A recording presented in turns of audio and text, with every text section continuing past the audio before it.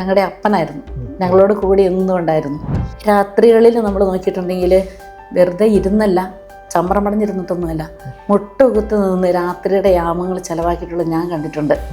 അത്രയും ഇതായിട്ട് അത് മുട്ടുകുത്തി നിന്ന് മാത്രമേ പിതാവ് പ്രാർത്ഥിക്കുകയുള്ളൂ.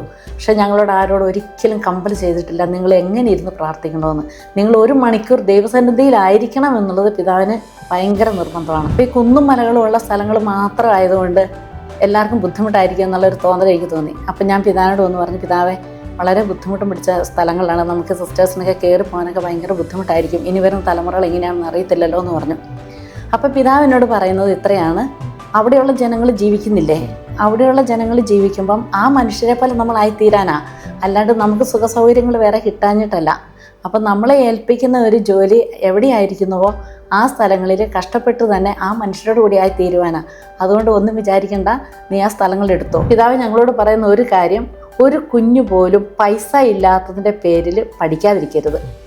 അപ്പോൾ അവർക്ക് വേണ്ടിയിട്ട് നിങ്ങൾ എന്ത് വേണമെങ്കിലും ചെയ്തു കൊടുത്തോളുക. അതായത് സാമ്പത്തികത്തിൻ്റെ പേരിൽ ബുദ്ധിമുട്ടാൻ പാടില്ല.